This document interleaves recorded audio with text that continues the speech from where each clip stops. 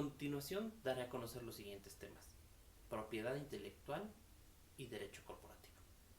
La propiedad intelectual se relaciona con las creaciones de la mente, invenciones, obras literarias y artísticas, así como símbolos, nombres e imágenes utilizados en el comercio. Para los antecedentes nos remontamos a la antigua Grecia para encontrar los primeros ejemplos de reconocimiento de la creatividad y el trabajo intelectual, ya que en el año 330 a.C. una ley ateniense ordenó que se depositaran en los archivos de la ciudad copias exactas de las obras de los grandes clásicos. Entonces, los libros eran copiados en forma manuscrita. Por consiguiente, el costo de las copias era muy alto y su número total muy limitado. Este hecho, sumado a la escasez de personas capacitadas para leer y en condiciones de poder adquirirlas, determinó el nacimiento de un interés jurídico específico que proteger. A su vez, esta se divide en propiedad industrial y derechos de autor. La propiedad industrial engloba el conjunto de derechos que un individuo o una sociedad tiene sobre una marca, un diseño, una creación o una invención. Mediante los mismos es posible que defienda y controle sus intereses y regule la explotación económica. Para esto también lo dividimos en patente, marca y diseño industrial. Una patente es un derecho exclusivo que se concede sobre una invención. En términos generales, una patente faculta a su titular a decidir si la invención puede ser o no utilizada por terceros. Y en ese caso, ¿de qué forma? En el documento publicado, el titular de la patente pone a disposición del público la información técnica relativa a la invención. Algunos beneficios o el beneficio principal es que el titular de la patente goza del derecho exclusivo a impedir que la invención patentada sea explotada comercialmente por terceros. La protección por patente significa que una invención no se puede producir, usar, distribuir con fines comerciales, ni tampoco vender sin el consentimiento expreso del titular de la misma. Su validez. Las patentes se comprenden como derechos territoriales, es decir, exclusivos, los cuales solo tienen validez en el país o la región en las que se ha presentado la solicitud y se ha concedido la patente, de conformidad con la normatividad de ese país o de esa región. El plazo se concede por un periodo limitado a 20 años a partir de la fecha de presentación de la solicitud. En este plazo se puede solicitar o se reconoce el nombre, se solicita la patente y los derechos de explotación, lo cual también se conoce como derecho negativo, el cual impide que terceros utilicen, vendan o importen sin su consentimiento. Para la regulación de estas mismas existe la OMPI, que es un organismo de las Naciones Unidas que cuenta con 192 Estados miembros. La misión de la OMPI es llevar la iniciativa en el desarrollo de un sistema internacional equilibrado y eficaz que permita la innovación y la creatividad en beneficio de todos. El mandato y los órganos rectores de la OMPI, así como los procedimientos que rigen su funcionamiento, están recogidos con el convenio de esta misma, por el que se estableció la organización en 1967. Ahora mencionamos las marcas. Una marca es un signo que permite diferenciar los productos o servicios de una empresa de los demás. Las marcas se remontan a los tiempos en que los artesanos reproducían sus firmas o marcaban sus propios productos para distinguirlos de otros. Ahora, ¿cómo protegemos una marca? Se puede proteger registrándola, y esto es presentando una solicitud de registro en la Oficina Nacional o Regional de Marcas y pagando los derechos correspondientes. En el plano internacional Existen dos opciones. Una es presentar una solicitud de marca en la oficina de marcas de cada uno de los países en que se quiera obtener la protección o utilizar el sistema Madrid. La duración de la protección es válida mediante el registro de una marca, pues puede variar, pero normalmente este es de 10 años, el cual se puede renovar indefinidamente, obviamente abonando costos adicionales. Los derechos de marca son derechos privados cuya protección se hace valer en los tribunales por encontrarse regulados bajo una norma o una ley. Existen diferentes tipos. Las marcas pueden consistir en una palabra o en una combinación de palabras, letras y cifras. Pueden consistir asimismo en dibujos, símbolos, características tridimensionales como la forma y el embalaje de los productos, signos no visibles como sonidos, fragancias o tonos de color utilizados como características distintivas. Las posibilidades son casi ilimitadas. Existen normas y tratados que administra la OMPI, es decir, la Organización Mundial de la Propiedad Intelectual. Junto con las normas nacionales y regionales, constituyen el marco jurídico internacional en materia de marcas. Y a continuación mencionaré algunas de estas, de estos tratados. El Convenio de París, el Arreglo de Madrid, el Protocolo de Madrid, Arreglo de Niza, Acuerdo de Viena, Tratado de Singapur, Tratado sobre el Derecho de Marcas y el Tratado de Nairobi sobre la protección del símbolo olímpico, que se inventó para evitar que sea utilizado con fines comerciales.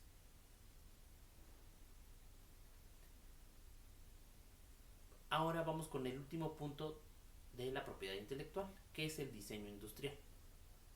Un diseño industrial es un dibujo o modelo industrial. Constituye el aspecto ornamental o estético de un artículo. El diseño puede constituir en rasgos tridimensionales como la forma o la superficie de un artículo, o en rasgos bidimensionales como motivos, líneas o colores. Y por último, nos vamos a los derechos de autor. En la terminología jurídica, la expresión derechos de autor se utiliza para describir los derechos de los creadores sobre sus obras literarias y artísticas. Las obras que se presentan a la protección por derechos de autor van desde libros, la música, la pintura, la escultura y las películas, hasta los programas informáticos, las bases de datos, los anuncios publicitarios, los mapas y los dibujos técnicos. ¿Por qué proteger con derechos de autor? La legislación no suele contener una lista exhaustiva de las obras que ampara el derecho de autor.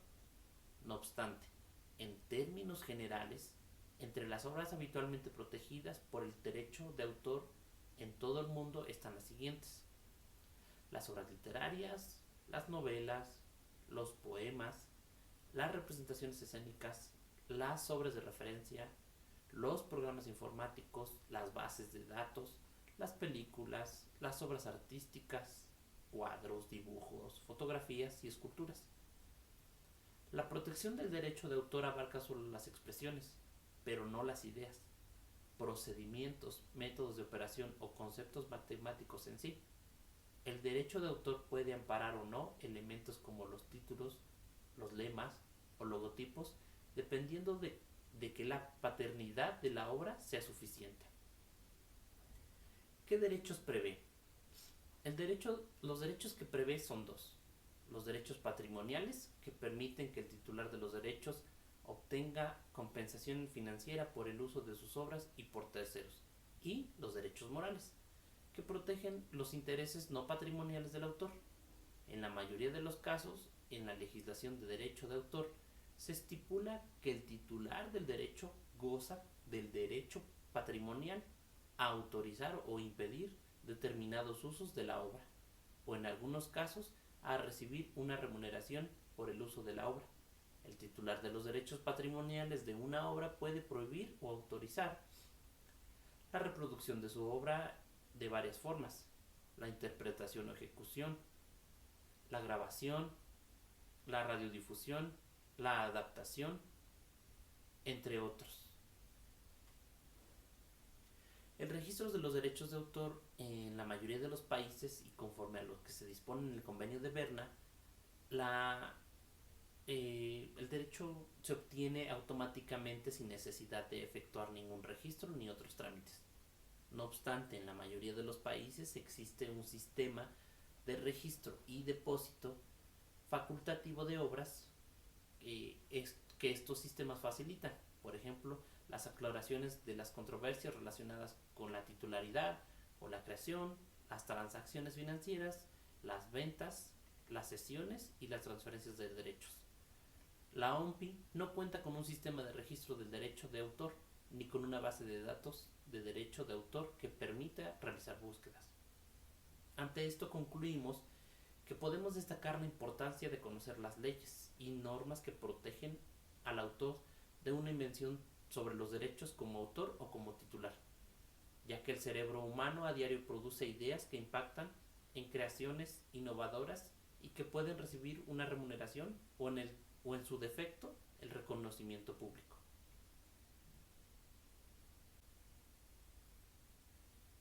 Ahora hablaremos del derecho corporativo. El derecho corporativo agrupa otras especialidades o ramas del derecho para regular a las personas morales hacia el interior en sí mismas en cuanto a su constitución y a las relaciones entre las personas que las integran, y hacia el exterior en sus relaciones con el Estado y con otras personas físicas o morales. En el concepto del derecho corporativo que se tiene, se refiere a las personas morales como sociedades mercantiles. Las sociedades mercantiles son una unidad jurídica que engloba diversos elementos como son los socios, el capital aportado, la organización, el fin de carácter económico, el domicilio, la nacionalidad, entre otros muchos. En este apartado hablamos de las sociedades reconocidas por la Ley General de Sociedades Mercantiles, que tienen personalidad jurídica propia distinta de la de los socios. Estas sociedades mercantiles se constituyen en virtud del contrato social y podrán realizar los actos de comercio para el cumplimiento de su objeto social. Para constituir estas sociedades y para que las mismas produzcan efectos jurídicos frente a terceros, deberán observar lo establecido por la Ley General de Sociedades Mercantiles.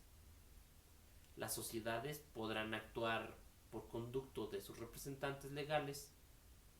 La representación de toda sociedad mercantil corresponde a su administrador o administradores, quienes a su vez podrán nombrar apoderados.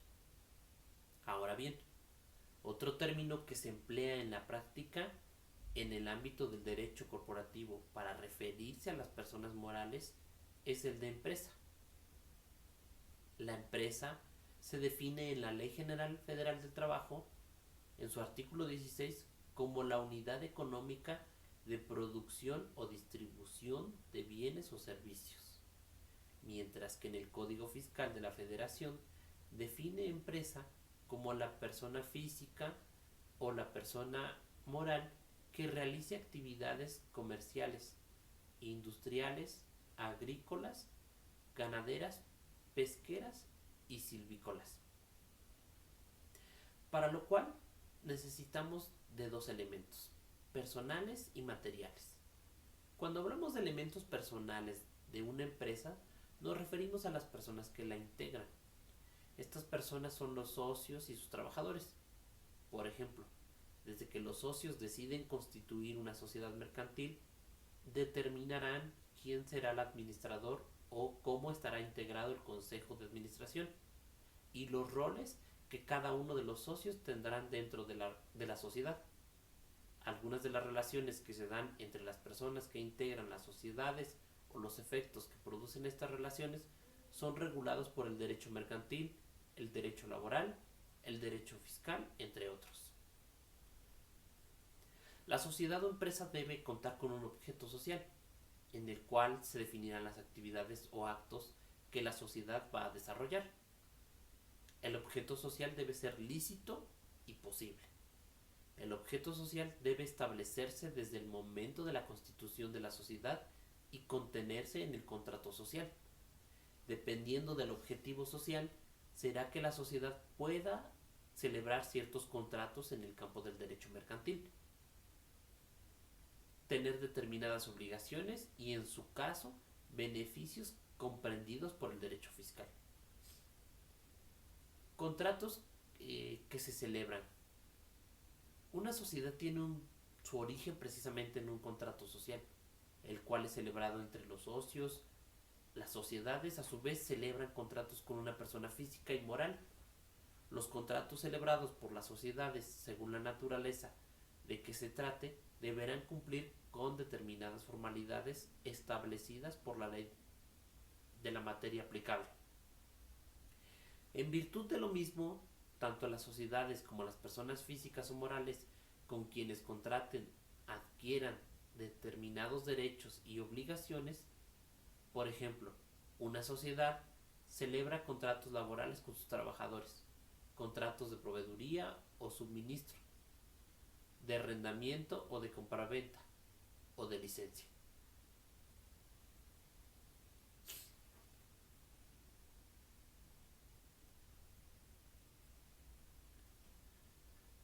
Las empresas, al ser reconocidas como personas morales, gozan de derechos establecidos en las leyes que les resultan. Incluso los derechos humanos reconocidos por la Constitución Política de los Estados Unidos Mexicanos y de los tratados internacionales de los que México es parte, por ejemplo, derecho a la libertad de industria y comercio, derecho a la integridad y seguridad corporativa, derecho de libertad de expresión, seguridad jurídica, derecho a la propiedad y al patrimonio.